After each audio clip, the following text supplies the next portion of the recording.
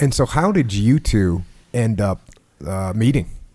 Well, I had this old antique airplane, and I was looking for a hangar for this airplane, and Jim was building hangars at the time, and this little bitty airport up in the valley above Santa Barbara called Santa Ynez, and he helped me build a hangar, and it was kind of interesting, the attraction, and in fact, my wife brought this up. She said, you're going to have 3 generations of warriors talking on these telephones. I mean, today on this podcast, you got Jim Kunkle, and 30 years later you got Charlie Plumb, and 30 years later you got Jocko Willink.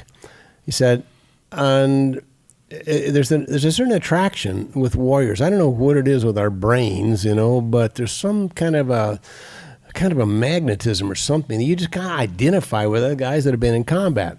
And so even though there are probably 100 pilots on this airport, Jim and I kind of hit it off without even knowing our history.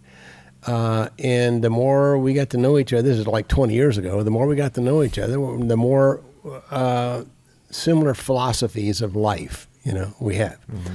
And so it's not just our flying, because Jim still flies. Of course, I still fly. And of course, I've got an old antique airplane that from his training days. But more than that, the technology has changed. The enemy has changed from World War II to Vietnam to Iraq. But the camaraderie of military guys, there's just something, and a lot of stuff that you talk about, Jocko, in your podcast and in your books, just the fact that we're all accountable, we're responsible, not just for our lives, but for our buddies. And there's something about that community of warriors that really connects. So that's how Jim and I got started. He built the hangar for me, and I moved in. My wife made a man cave out of it, and so I mean that's where we're sitting here doing this. Yeah, that was we joked about that on the first time you were on the podcast, that you had the ultimate man cave, and I kind of threw that out there, but now that I've been here, it is actually factually true that you do have the ultimate man cave. And I'm going to go up and take a bunch of pictures. Maybe we'll even do a video, like a little tour of it, and just show everyone kind of what this is all about, and all the history that you have here, and the pictures and the photographs, mm-hmm. and the pieces of aircraft and everything else it's phenomenal to look at. And it was interesting. So when I got here, we were walking around in Jim's hangar is a few hangars down, and you said, "Hey, Jim wants to show you something," and I said, "Oh, well, okay." I didn't really have any idea what it was. So we get out and we walk from your hangar, and we're walking down towards Jim's hangar, and we shake hands, and I meet Jim for the first time, and he says, "I want to show you something," and I say, "Oh, okay, neat," and he goes, "It's a picture," and I said, "Oh, awesome," and I have no idea what to expect, and he says, "It's someone you know," and I said, "Okay, well that narrows it down, but I don't know, I don't know who I have in common, with Jim, or I don't know. I have no idea who this was or who this picture was going to be." So we go to Jim's man cave, which is an equally impressive and awesome, hangar with, his personal effects and pictures and models and parts of aircraft and everything else. And he walks into a corner and he picks up a picture, and he hands me this picture, and the picture, I immediately know who it is.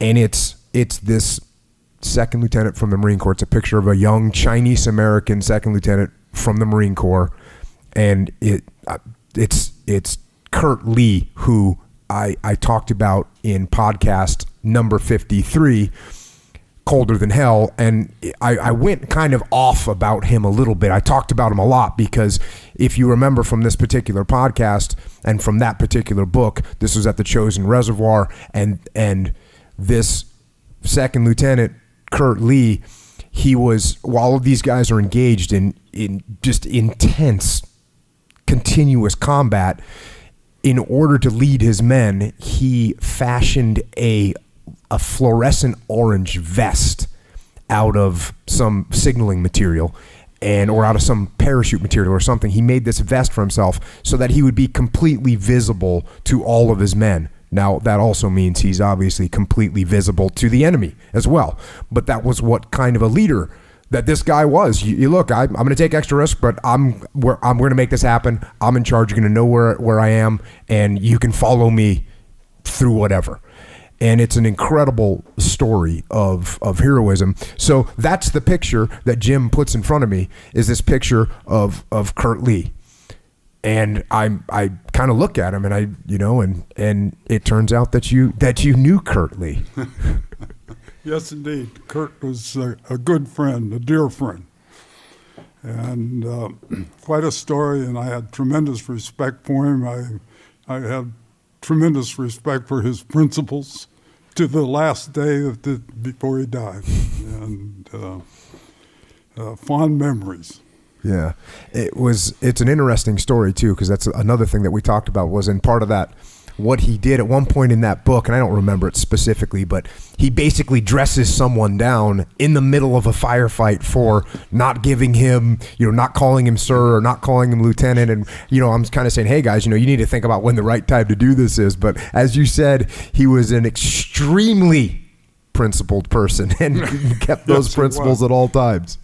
Well, he led the group of Marines through the night to relieve Fox Company, which is quite a well-known story in the Marine Corps. Fox Company was holding a hill that commanded the escape route for the whole Chosin Reservoir group, Army, Marine Corps, and they were under heavy attack, and the idea was to get down and support them. And Kurt Lee could speak 3 or 4 different dialects of Chinese. And so he's leading he's the scout who is actually leading the whole contingent of Marines through the night, through heavy snow, terrible, terrible conditions.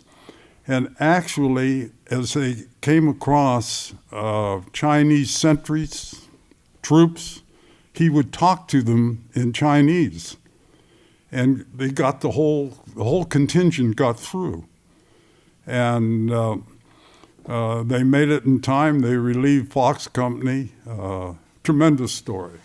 Yeah, it is unbelievable story, and unbelievable that you handed that picture to me and that you knew him. I mean, that's just this phenomenal situation.